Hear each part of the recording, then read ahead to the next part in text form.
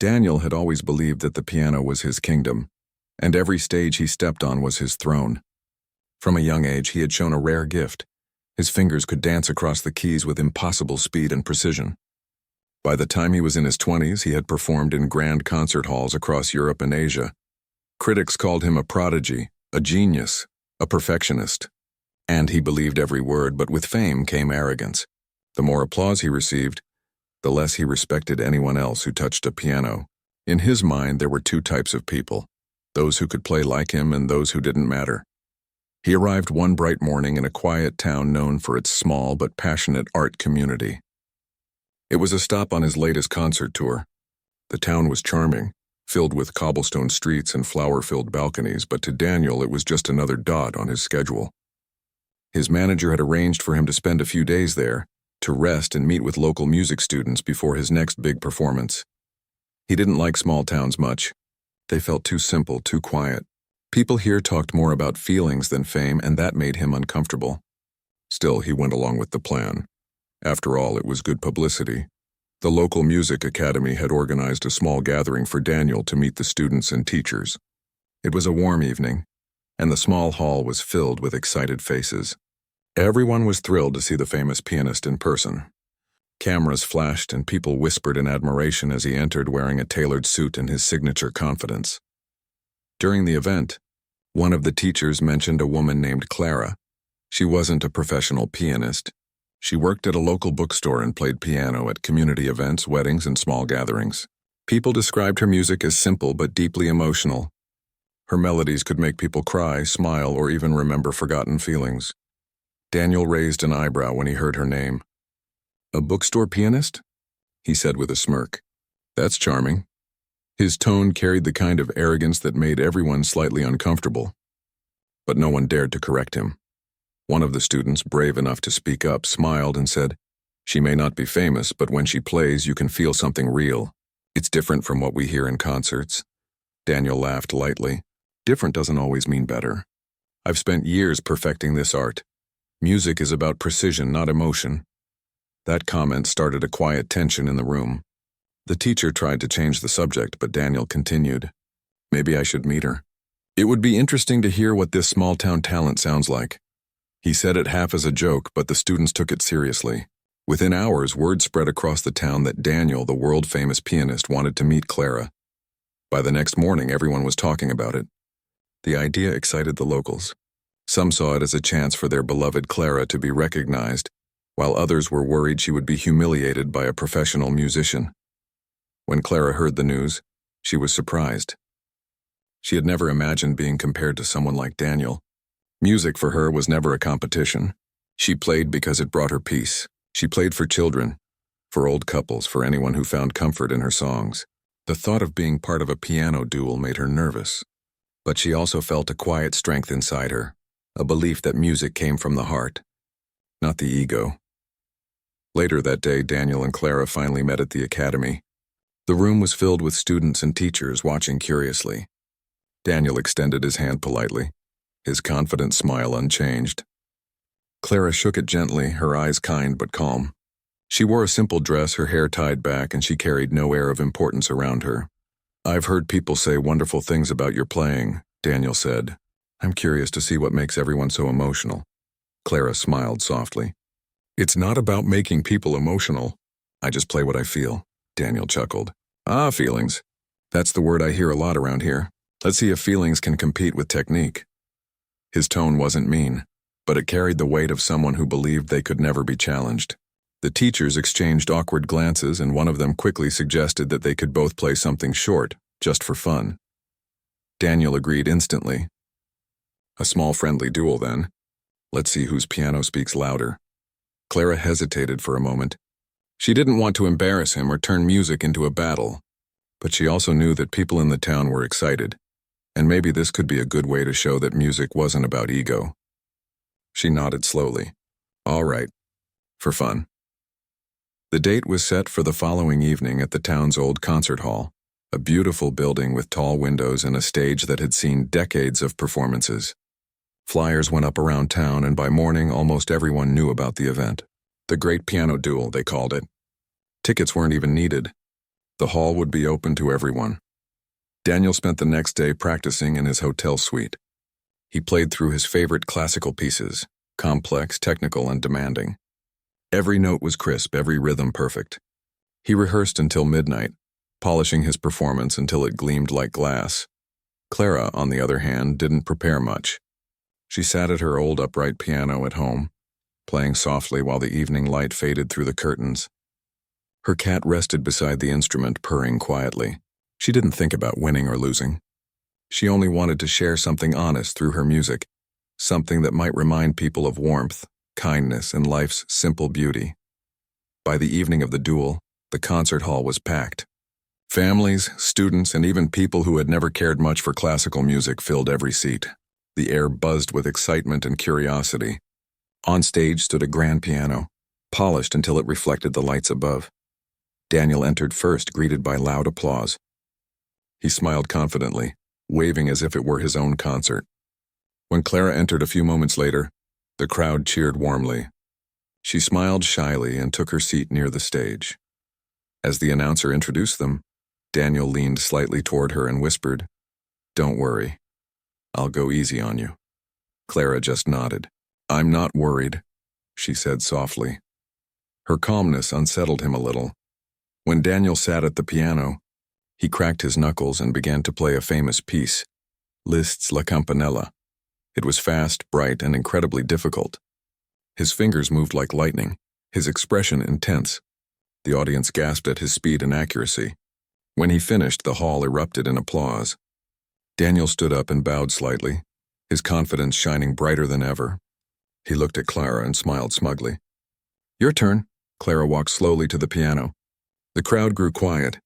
She took a deep breath and placed her hands gently on the keys. There was a moment of stillness before she began to play a soft, unfamiliar melody. It wasn't complex. The notes were simple, flowing like a quiet river. But as she played, something changed in the room. The audience leaned forward, drawn in by the warmth of her sound. Each note carried emotion, not sadness, not joy, but something deeply human. Even Daniel, sitting to the side, found himself listening differently. Her song ended quietly, like a whisper fading into the night. For a few seconds, there was complete silence. Then the entire hall broke into applause, louder and longer than before. Some people even had tears in their eyes. Daniel forced a smile, clapping politely, but inside he felt something strange, a small crack in his pride. For the first time in years, he wondered if perfection really was the same as beauty. As the applause continued, Clara stood up, bowed gently, and smiled at the crowd. She looked at Daniel not with triumph but with kindness. "Music isn't about winning," she said softly. "It's about sharing what we feel." Daniel didn't respond. He just nodded slowly, unsure of what to say. The duel wasn't even over yet, but something inside him had already begun to change. That night, as the audience left the hall talking about Clara's playing, Daniel sat alone at the piano after everyone had gone.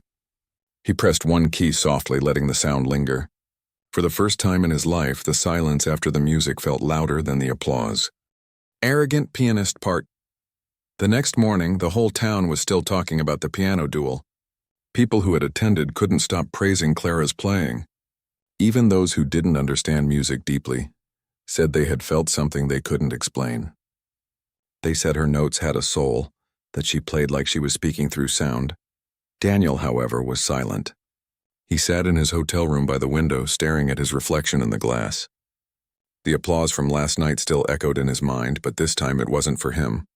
For the first time in years, someone else's performance had left him speechless. He didn't want to admit it, but Clara's simple melody had touched something in him that his own technical perfection never did. His manager knocked on the door, cheerful as always. "Great show last night, Daniel. Everyone's talking about it. Though I have to say, that woman, Clara, right? She surprised me." Daniel didn't reply. He just nodded slightly, still lost in thought. His manager continued, "There's talk of doing a rematch. The Academy says the crowd wants more. They're even suggesting a charity concert, you and her sharing the stage again. Imagine the publicity." Daniel turned to look at him. "Publicity," he said quietly. "Is that all this is to you?" The manager blinked, unsure how to answer. Daniel sighed and waved him away. "I'll think about it." When the door closed, Daniel sat back at the piano in the corner of the room. His fingers hovered above the keys, but he didn't play. He thought about Clara's words. It's about sharing what we feel. He had always believed that perfection was everything. That emotion was weakness. But when she played, every note had meaning. He realized that maybe, in chasing perfection, he had lost the soul of music. Meanwhile, Clara returned to her usual life. The bookstore where she worked was busier than ever. People came not just to buy books, but to meet the woman who had humbled a world-class pianist. She smiled shyly when people complimented her, always saying the same thing. It was just music, nothing more. But deep down, she knew it had meant something, not because of fame or pride, but because people had felt something real that night. That was all she ever wanted. One evening, as she was closing the shop, she heard the doorbell ring. When she looked up, she saw Daniel standing there. He looked different, not as confident, not as polished. "Just quiet, mind if I come in?" he asked softly. Clara smiled and nodded. "Of course. The piano's still in the back if that's what you're here for." He chuckled lightly. "Not exactly. I just wanted to talk." They sat by the window, the fading light painting the room in shades of gold. For a moment, neither of them spoke. Then Daniel said, "You made me think last night. I thought I knew what music was, but maybe I've just been chasing applause." Clara listened quietly. She didn't interrupt. She could tell he wasn't used to opening up. "I started playing because I loved it," Daniel continued. "When I was young, the piano felt like a friend. But somewhere along the way, it became a competition. Every performance, every review, it was all about being better than someone else. And when I saw the way you played, I realized how far I'd drifted." Clara smiled gently. "Music isn't something you win, Daniel. It's something you give." Her words were simple, but they struck him deeply. He nodded slowly. "That's why I came. I want to play again, but not for the crowd. For the music itself. Would you help me remember how?" She looked surprised. "Me? I'm not a teacher." "Maybe not," he said. "But you understand something I've forgotten." For a moment she hesitated, then smiled. "All right. But I don't teach with notes or books. I teach by feeling." From that day on, Daniel started visiting the bookstore every afternoon. There was a small piano in the back, one that Clara used to play during quiet hours. They would sit together, taking turns at the keys. Sometimes she played something simple, a lullaby, a melody from her childhood, and asked him to follow, not by copying, but by feeling. At first it frustrated him.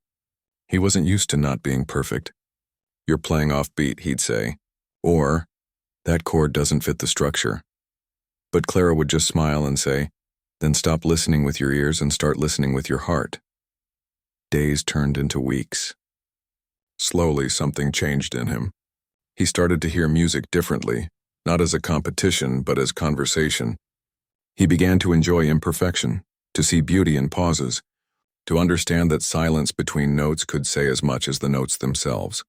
One afternoon, as they were playing, Clara suddenly stopped and said, "You're different now," he laughed. "Different how?" "Your music. It breathes now." Daniel looked down at his hands. "Maybe it's because I finally stopped trying to impress people." Clara nodded. "Good. Because music doesn't need to impress anyone. It just needs to be honest." That night, Daniel returned to his hotel room and wrote a new piece. It wasn't technical or grand. It was slow, gentle, full of emotion. For the first time in years, he wrote not for critics or audiences, but for himself. The next morning, his manager came again with excitement in his voice. "Daniel, the Academy confirmed the charity concert. Everyone's waiting for you to agree. You and Clara side by side on stage. It'll be the event of the year." Daniel hesitated. "A concert?" "Yes, imagine it. All the newspapers, the interviews." Daniel cut him off. "Tell them I'll do it. But only if Clara agrees. And tell them it's not a duel. It's a duet." His manager looked surprised but nodded quickly. "Whatever you say. This will be huge." When Clara heard the news, she laughed softly. "A duet, not a duel. I like that." She agreed to play, though she felt nervous. She wasn't used to big stages or spotlights. But Daniel promised her it wouldn't be about fame. "We'll just play," he said. The way music should be played. As the date approached, posters went up around town again. This time they didn't say Duel, they said Harmony, a night of music with Daniel and Clara. The excitement was even greater than before. People were curious to see what would happen when the arrogant pianist and the humble woman shared the stage again. On the evening of the concert, the hall was packed. The lights were warm and the air buzzed with anticipation.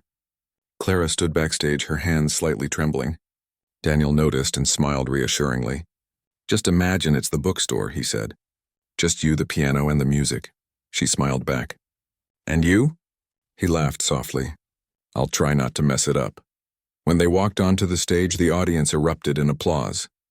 Daniel and Clara bowed together, then sat side by side at the grand piano. For a few seconds, they just looked at each other and smiled before starting. They began with a piece Clara had written, a slow, beautiful duet that intertwined both their styles. Daniel's strong, precise touch blended with Clara's soft, emotional playing. It was like two voices telling one story. As the melody built, the crowd grew silent. There was no showmanship, no competition, only harmony. By the time they reached the final note, the hall was completely still. And then, like a wave, applause filled the room. People stood, clapping and cheering, some even wiping their eyes. Daniel looked at Clara, his expression filled with gratitude. "Thank you," he whispered. "For reminding me why music matters." Clara smiled. "You reminded yourself. I just helped you listen." As they stood to bow again, Daniel felt something he hadn't felt in years. Peace. Not the rush of winning, not the pride of perfection, but the quiet joy of sharing something real. The applause didn't matter anymore. The music did. That night, long after the crowd had left, they sat alone on the stage, talking softly while the echo of the piano still lingered in the hall. For Daniel, it was no longer about who was better. It was about what they created together. And as he looked at Clara, he realized that sometimes the greatest lessons come not from those who have everything, but from those who play simply, honestly, and from the heart. After the duet concert, the small town buzzed with happiness for days. People said it was one of the most beautiful performances they had ever seen. It wasn't because of fame or perfection. It was because of the feeling both pianists brought to the stage. The concert wasn't about a winner or loser anymore. It was about the power of music to connect two very different souls. Daniel stayed in town longer than he planned. Something about the place felt peaceful. He had spent years moving from one city to another, chasing fame, but here time seemed to slow down. People greeted him kindly on the street, not because he was famous, but because they had seen a more human side of him. He liked that. One morning, Daniel visited the local coffee shop where Clara often went after work. She was already there, reading a small book and sipping tea. He walked over and smiled. "You always find the quietest corners," he said. She looked up and smiled warmly. "Quiet helps me think, and after that concert I think a lot."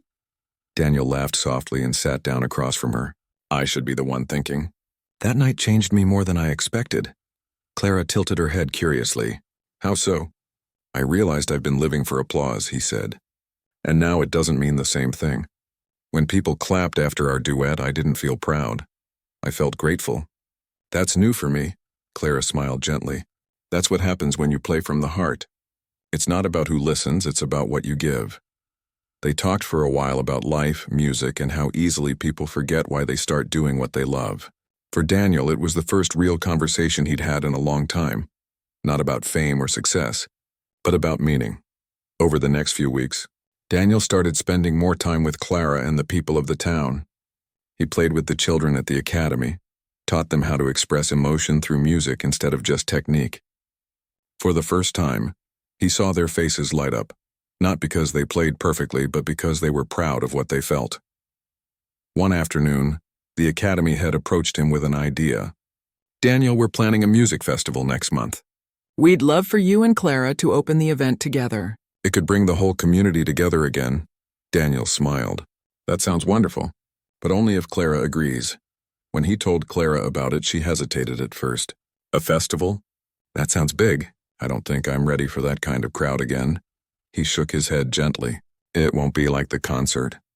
No pressure, no stage lights, just us, the piano, and the people. Like playing for friends." Clara thought for a moment, then smiled. "All right, let's do it. But this time you pick the song." Daniel nodded. "I already have something in mind. A piece we can both shape together." In the days that followed, they began meeting at the old concert hall to practice. The place was quiet most of the time. filled with the soft echo of their music.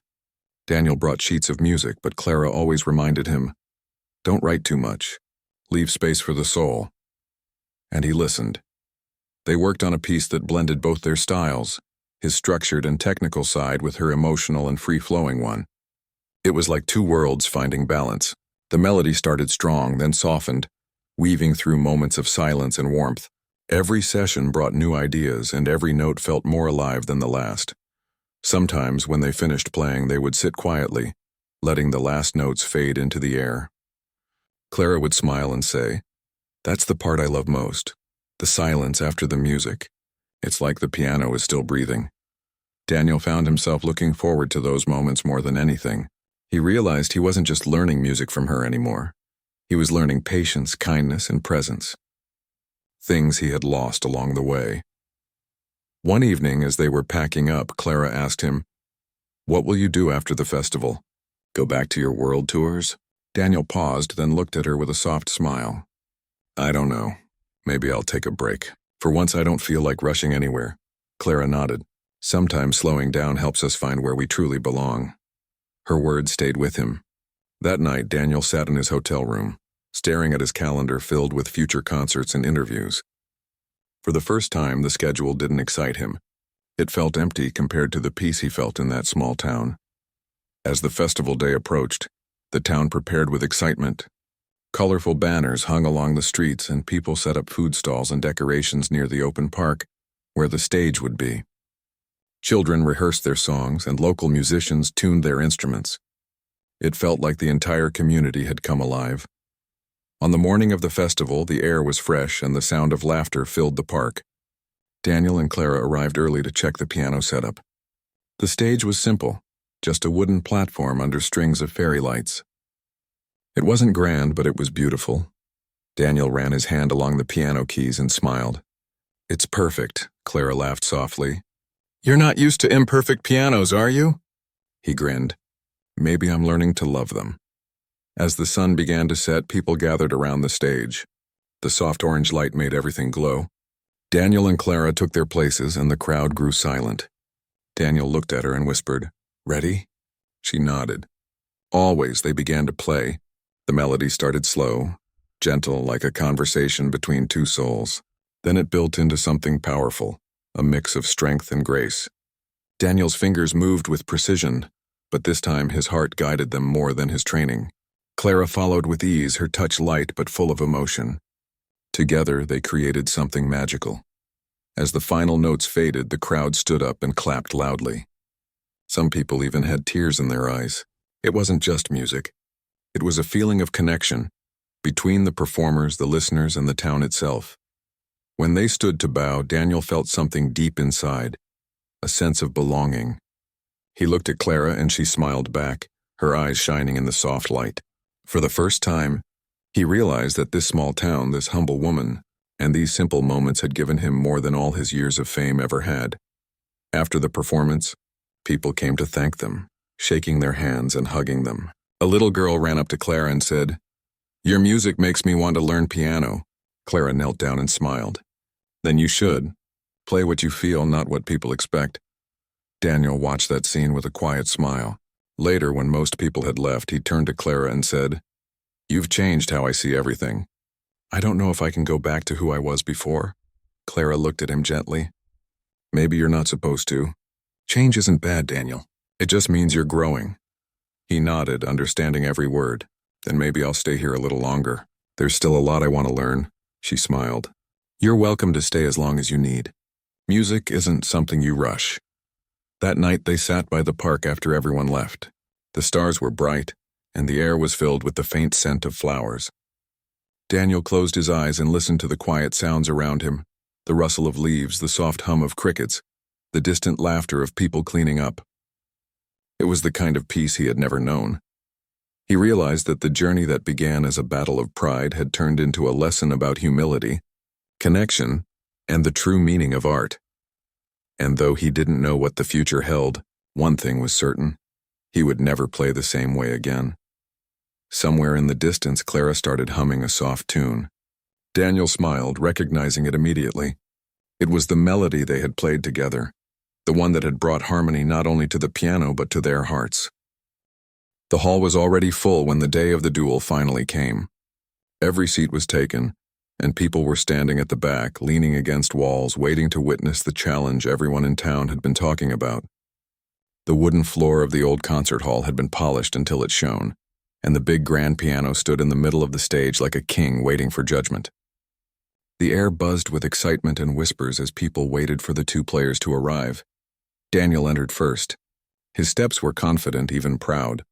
He wore a black suit that fit him perfectly, and his shiny shoes clicked on the stage floor with a sharp sound that made people turn their heads.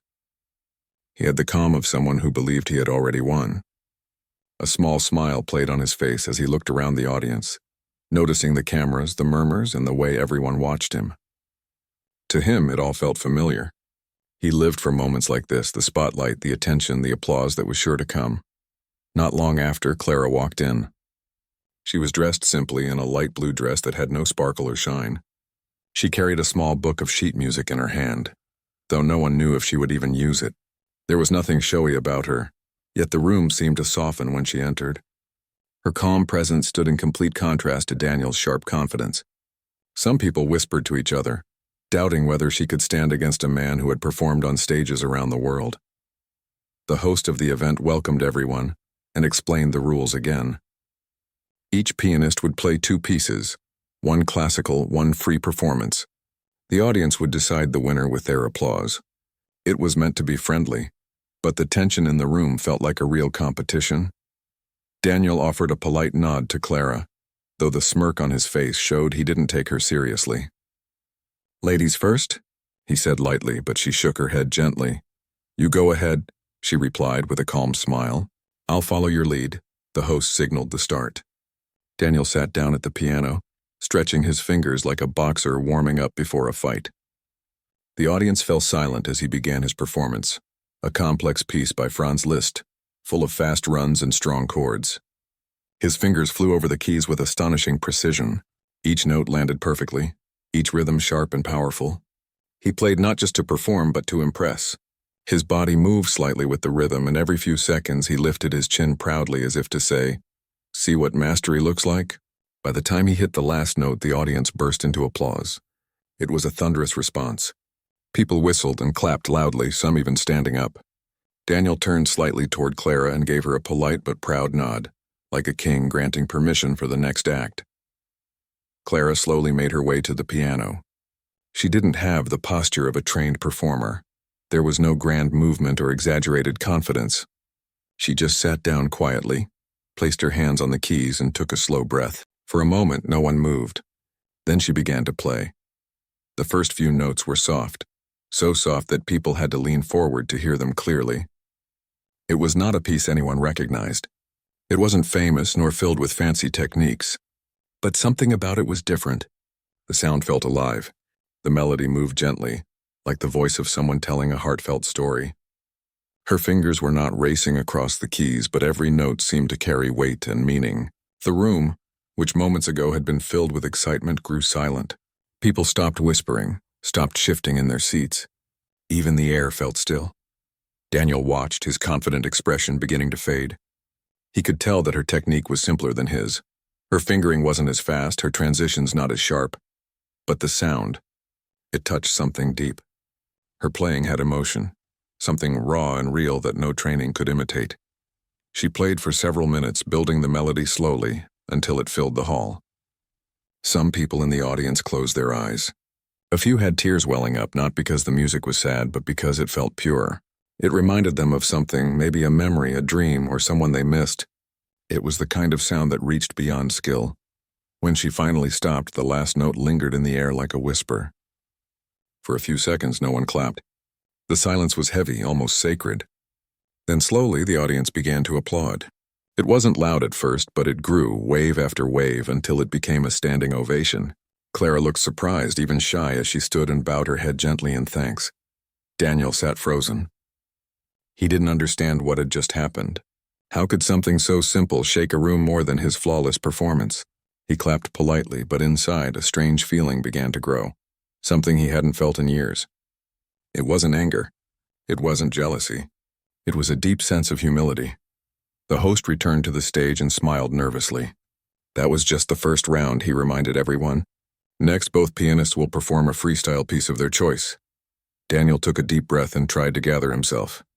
He couldn't let this simple woman outshine him twice. He stepped forward and sat at the piano again. This time, he decided to play something of his own, a composition that was fast, loud, and technically demanding. He poured all his skill into it, his fingers moving with fury and grace. The notes burst out of the piano like fireworks, and the audience cheered again, but the reaction felt different. The excitement was there, but not the connection. It was beautiful, yes, but distant, like watching a storm from behind glass. When Daniel finished, he smiled tightly and stood up, feeling slightly uneasy. He turned toward Clara, who was waiting quietly by the side of the stage. The host nodded to her, and she stepped forward again. This time she didn't open her book of sheet music. She simply sat down and closed her eyes for a moment. Then she began to play a slow, tender melody that no one had ever heard before. The sound was warm, like sunlight on a quiet morning. There was no rush, no pressure, just feeling. Each note seemed to breathe. Her music painted pictures in people's minds. A mother singing to her child, a walk in the rain, an old memory that still makes someone smile. It was human. It was real. As she played, Daniel felt something inside him twist.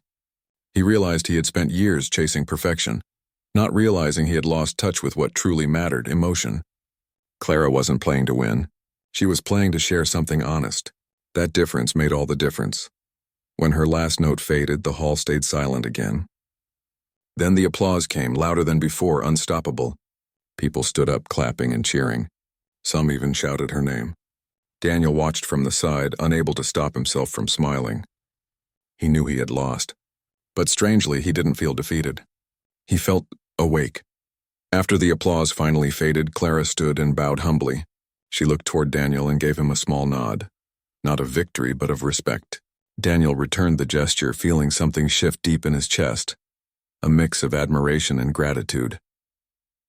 That night, as people left the concert hall, they couldn't stop talking about what they had witnessed. Some said they would never forget the way Clara played. Others said Daniel's expression afterward was more powerful than any note he had played. For the first time, he had looked human, not like a star above everyone else, but like one of them. Backstage, Daniel waited for her. When she walked by, he stopped her gently and said, "That was beautiful." She smiled softly and replied, "Music isn't about showing what you can do. It's about feeling what you play."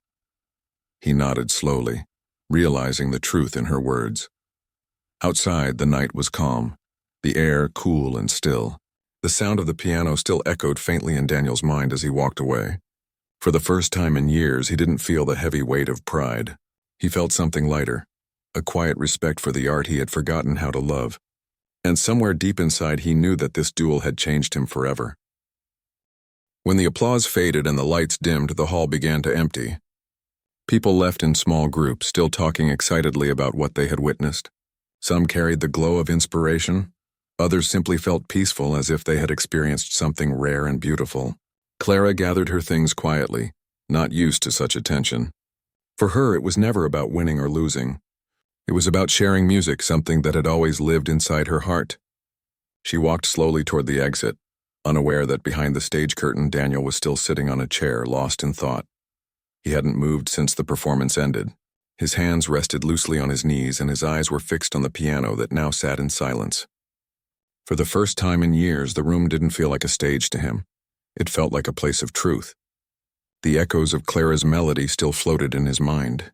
He had played hundreds of concerts, received standing ovations across continents, but he couldn't remember the last time he had felt truly moved by his own music. Finally, he stood up and walked backstage. The stagehands were packing up equipment, and the host was still shaking hands with a few guests. Daniel didn't speak to anyone. He just followed the quiet hallway until he saw Clara near the back door, about to leave. She turned when she heard his footsteps. "Clara," he said softly. She paused, surprised that he had come after her. "Yes?" He hesitated before speaking again. "I wanted to thank you." "For what?" she asked kindly. "For reminding me why music matters," he replied after a moment. His voice was quieter now, almost uncertain. "Somewhere along the way, I forgot. I thought it was all about perfection and applause. But you played like you were speaking from the heart. I could feel it." Clara smiled gently. "Music doesn't ask for perfection. It asks for honesty." Her words stayed with him long after she left. He stood there for a while, watching her disappear into the cool night. The street outside was quiet, the soft glow of the lamps falling across the pavement. For the first time, Daniel didn't rush to his car or check his phone for reviews. He just stood there, listening to the sound of the city at night and thinking about what had happened. The next morning, news of the piano duel spread everywhere. Videos were uploaded online, and within days, millions of people had watched Clara's performance. They called it the Melody of Truth. Some said it was the most touching piece they had ever heard. Comments poured in from around the world praising her sincerity and humility.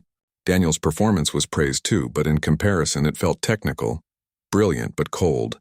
Daniel avoided interviews. He didn't want to defend himself or explain anything. Instead, he spent days alone in his apartment, sitting by his piano trying to play. But each time his fingers touched the keys, he found himself hesitating.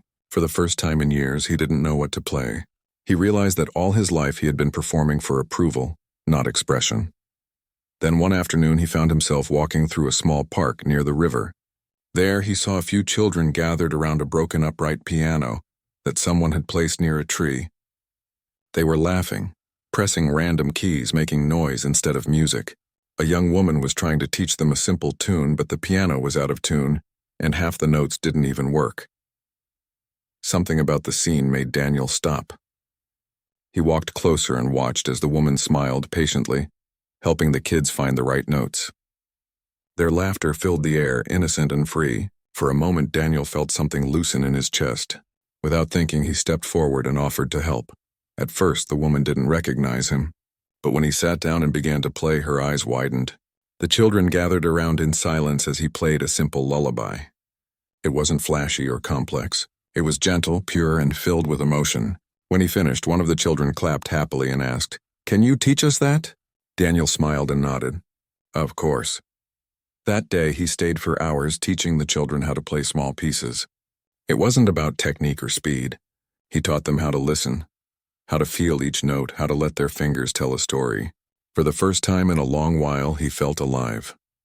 Over the next few weeks, Daniel began visiting the park regularly. Word spread and soon more children came to learn. Sometimes parents brought their kids to watch. Other times, older people came just to listen. The broken piano was eventually replaced with a newer one, donated by someone who had seen the story online. People started calling it the heart piano. Meanwhile, Clara continued her simple life. She received invitations to perform at larger venues, but she turned most of them down. She believed music should stay close to people, not drift away into fame. One day she received a letter. It was from Daniel.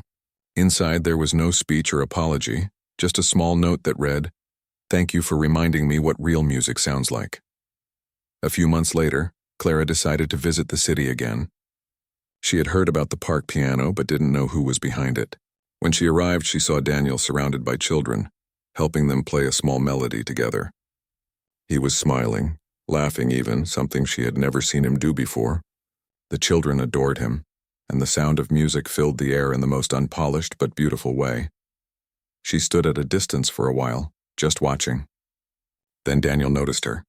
Their eyes met and he smiled warmly, motioning her to come closer. The children quickly made space for her. "Everyone," Daniel said. "This is the woman who taught me what real music is." Clara blushed, shaking her head. "I didn't teach you anything," she said softly. "You just remembered." They played together that day, side by side. No stage, no spotlight, just an open sky, the sound of laughter, and the joy of music. The crowd that gathered around wasn't there to judge or compare. They were there to feel. Every note they played seemed to bring people closer together. As the sun began to set, Daniel looked at Clara and said, "You know, I used to think music was about control, about making people listen, but now I see it's about connection, about letting go." Clara nodded. "That's the beauty of it. When you stop trying to control the music, it starts speaking for you." He smiled, his eyes reflecting the golden light of evening. For him, this wasn't redemption. It was rebirth. The arrogant pianist who once challenged a simple woman had been replaced by someone humbler, someone more human. In the following months, Daniel started a community music program, free for anyone who wanted to learn. Clara often joined him, and together they taught people from all walks of life, the young, the old, the curious, and even those who thought they could never learn. The local newspaper wrote a small piece about them, calling it the piano of the people. But for Daniel and Clara, it was just a way to share what they loved most. Sometimes, after the classes ended, Daniel would sit alone at the piano and play quietly. His fingers no longer chased perfection. They sought feeling.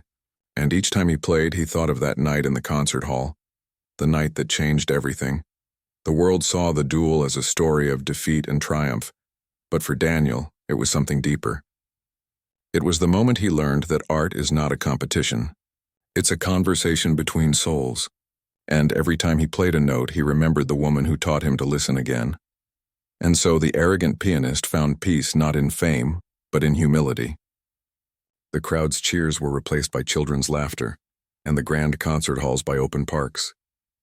His music, once locked behind pride, was finally free, and somewhere in that quiet freedom he found his true melody. Years passed, and the story of the piano duel became something of a legend in the town. People still talked about that night when a proud pianist was humbled by a simple woman's heartfelt music. But for those who truly knew Daniel and Clara, it wasn't a story of victory or defeat. It was the beginning of something beautiful. It was the moment when music found its way back to its true purpose. Daniel's community music program had grown far beyond what anyone had expected. What started with a few children in the park had turned into a full center for learning and creativity. People of all ages came to play, sing, and share. Some brought old instruments that had been sitting in their attics for years. Others came just to listen. The center became a place where music belonged to everyone, not just to the talented or the famous. Every morning, Daniel arrived early. He would open the doors, dust off the pianos, and make sure everything was ready before the first student arrived. Sometimes he would sit and play softly to himself. His music had changed. It no longer shouted, it spoke. Each melody felt like a conversation, quiet and honest. Those who heard him play often said they could feel his heart in every note. Clara visited often, though she still lived a quiet life outside the city. She didn't see herself as a teacher, but every time she played, people listened differently. Her presence brought warmth and calm wherever she went. She and Daniel had developed a deep friendship, built not on fame or admiration, but on respect. They didn't need many words between them. The music said enough. One afternoon, the center was filled with laughter. The children were preparing for a small concert, a tradition Daniel had started, where every student performed a piece they loved, no matter how simple. The air was full of excitement and nervous energy. Daniel watched them with a gentle smile, helping one of the younger students tune a small keyboard. Clara arrived just before the concert began. The moment she stepped in, the children ran to greet her. They adored her kindness and the way she listened to their stories as if each one mattered. She hugged them, asked about their songs, and took a seat quietly at the back. The performances began. One by one, the students took their turns. Some played short melodies, others stumbled and started over, only to be cheered on by their friends. There was laughter, a few tears, and a lot of clapping. Daniel and Clara sat side by side, watching with pride. This was what music was meant to do, bring people together. When the last student finished, the room filled with applause. But before the event ended, the children began chanting Daniel's name, asking him to play something. He tried to refuse, but they wouldn't take no for an answer. Finally, he gave in and walked up to the piano. He looked around the room, at the smiling faces, the eager eyes, the feeling of love that filled the air, and then began to play. It was a simple tune, one that everyone knew. The melody was soft and familiar, carrying a mix of joy and nostalgia. Some of the children joined in by humming. Others clapped gently along. Clara watched him, her eyes glistening. She could tell this moment meant more to him than any grand concert ever had. When he finished, the applause was warm but gentle, not loud or wild. It was full of gratitude. Daniel stood and bowed slightly, smiling with quiet satisfaction. As the crowd began to leave, Clara approached him. "You've built something wonderful here," she said softly. He nodded. "We've built it," he replied. "You were the start of all this." Clara shook her head. "No, Daniel. You found your own way. I just reminded you of what was already inside you." They stood there for a moment, the sound of laughter echoing in the background. It was one of those moments that didn't need words. Later that evening, when everyone had gone home, Daniel stayed behind to clean up. The sun had set, and the soft glow of the lamps made the room look golden. He walked over to the piano and touched the keys gently, letting a few notes drift into the quiet room. Then he noticed something sitting on the piano, a small notebook. It was Clara's. She had left it behind. He picked it up and opened it. Inside there were handwritten pieces, short melodies, and a few notes about music.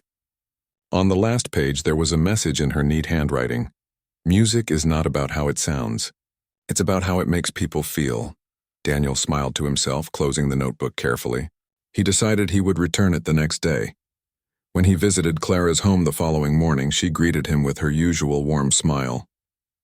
They sat outside under the shade of a tree, sharing tea and stories about the children.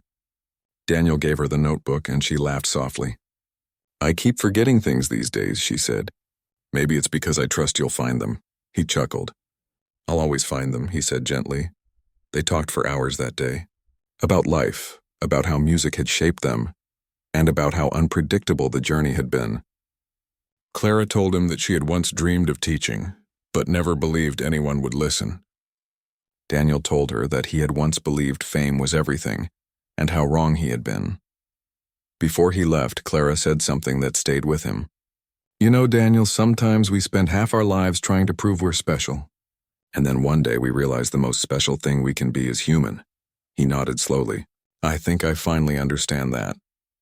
As time went on, Daniel and Clara continued their work together. Their story spread across the country. People came from faraway places just to visit the community center, to hear their students play, and to see the duo who had changed what music meant for so many. But to Daniel and Clara, it wasn't about fame anymore. It was about giving. Every person who walked through their doors carried their own story, their own melody, and together, those stories created something larger than either of them could have imagined. One evening, years later, Daniel was sitting alone at the piano after a long day of teaching. He was older now, his hair touched with gray, but his hands were still steady. He began to play one of Clara's old compositions, the same one she had played at the Duel so many years ago. The melody was soft, filled with warmth and memory. As he played, he could almost see her sitting beside him again, smiling that calm, knowing smile. The room around him felt alive, full of invisible echoes from all the people who had learned, laughed, and loved within those walls. When he finished playing, he sat quietly for a long time, the sound of the last note still ringing softly in the air. The next morning, he returned to the park where it all began, the place where he had first taught those children on the broken piano. The old tree was still there. Though taller now, its branches spread wide like open arms. A new piano stood beneath it, covered in carvings of names and messages from people who had played there over the years. He sat down and began to play again, not for a crowd, not for applause, but for himself, and for the memory of a woman who had taught him the meaning of true music. As he played, people walking by stopped to listen. Some recognized him. Others didn't. It didn't matter. The melody floated into the air, simple and honest, just as it had been that first night. When he finished, a small child approached and asked shyly, "Can you teach me how to play like that?" Daniel smiled, his heart full. "Of course," he said. "But first tell me, what do you feel when you hear the music?" The child thought for a moment and said, "It feels like home." Daniel nodded slowly, his eyes soft with emotion. "Then that's where we start." And as the sun dipped behind the trees, his hands found the keys again. The simple melody of connection and kindness filled the park, reminding everyone who listened that music, at its heart, is not about perfection or fame. It's about being human. It's about understanding, sharing, and feeling. The once arrogant pianist had finally learned the greatest lesson of all, that sometimes, the most powerful sound in the world is the one that touches another heart. And through his music, that truth continued to echo, long after the final note had been played.